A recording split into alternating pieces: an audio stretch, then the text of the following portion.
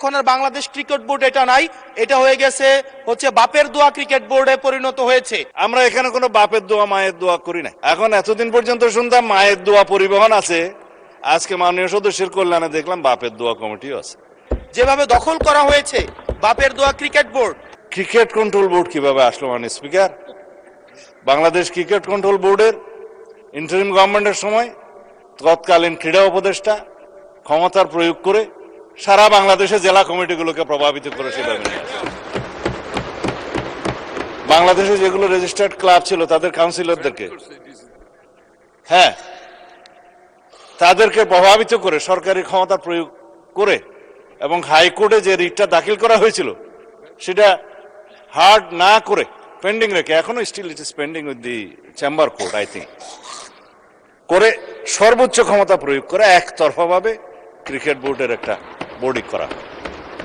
তার প্রেক্ষিতে বর্তমান গণতান্ত্রিক সরকার মাননীয় ক্রীড়ামন্ত্রীর নেতৃত্বে তিনি একটা ইনকোয়ারি বোর্ড করে দিলেন কি কি অনিয়ম হয়েছে না হয়েছে ফাইন্ড আউট করার জন্য। সেই তদন্ত কমিটি রিপোর্ট প্রদান করার পরে তারা ডিক্লেয়ার করলো এখানে যথেষ্ট অনিয়ম হয়েছে, আরো অনেক কথা আমি বলতে পারতাম, বলছি না। তারপরে সেটা ডিজলভ হয়েছে, ডিজলভ হওয়ার পরে একটা ক্রিকেট কন্ট্রোল বোর্ড হয়েছে, আহ্বায়ক কমিটি হয়েছে, অ্যাডক কমিটি। কাকে দিয়ে হয়েছে? এই দেশের কৃতি ক্রিকেটার, বাংলাদেশে সবচেয়ে পরিচিত, সারা বিশ্বে পরিচিত তামিম ইকবালকে দিয়ে। মানে স্পিকার, আমি জানি আপনার সময় নষ্ট করছি, কিন্তু ফর রেকর্ড আপনি জুলাই অভ্যুত্থান সুরক্ষা এটার উপর ক্রিকেট কন্ট্রোল বোর্ডের ক্রিকেট বোর্ডের অ্যাডক কমিটিটা করা হয়েছে। আমরা এখানে কোনো বাপের দোয়া মায়ের দোয়া করি না।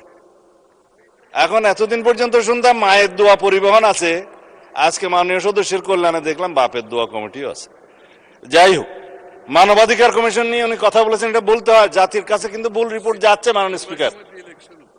হ্যাঁ, 3 মাসের ভিতরে ক্রিকেট কন্ট্রোল বোর্ড ইলেকশন দেবে তারা বিধি মোতাবেক।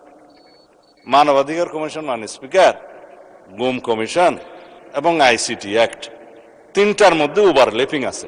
আইনমন্ত্রী পরিষ্কার করে কয়েকদিন আগে বলেছে আমরা একটা স্বাধীন মানবাধিকার কমিশন করতে চাই যার সাথে মিল থাকবে গুম আইনের, যার সাথে মিল থাকবে আইসিটি আইনের। কারণ গুমের কারণে যে বিচারটা আইসিটি কোর্টে এখন করা হচ্ছে, আইনটা পরিবর্তন করে, যার সাজা যাবজ্জীবন এবং মৃত্যুদণ্ডও আছে খুব সম্ভবত। ইনভেস্টিগেটিং এজেন্সি তাদের আছে, প্রসিকিউশন টিম আছে, তদন্ত টিম আছে। তারা প্রসিকিউশন যখন একটা চার্জশিট দাখিল করে, ওরা বলা হয় ফ্রেমিং অব দি চার্জের আগে ফর্মাল চার্জ দাখিল করে। এই ফর্মাল চার্জ দাখিল করার পরে ইভেন সেই ইলেকশন করার জন্য আর উপযুক্ত থাকে না। এই শক্তিশালী আইনটার সাথে ম্যাচিং না করে আরো কম সাজার বিধান করে একটা টেম্পোরারি তদন্ত করার একটা দায়িত্ব মানবাধিকার কমিশনকে দিয়ে 1-1.5 বছর সময় বিনষ্ট হবে। তার চাইতে যিনি ভিকটিম, গুমের ভিকটিম, সরাসরি যদি আইসিটি অ্যাক্টে মামলা দায়ের করতে পারে, সেখানে তদন্ত হবে, তদন্তের জন্য আলাদা অর্গান আছে, প্রসিকিউশন টিম আছে, সেইটা ম্যাচিং না করে একটা গত ইন্টারিম গভর্নমেন্ট একটা, আমি বলবো বালখিল্যপনা একটা আইন করে দিয়েছে। এবং সেটার সাথে মানবাধিকার কমিশনের একটা সিমিলারিটিস থাকবে। স্ট্রং মানবাধিকার কমিশন আমরা করতে চাই।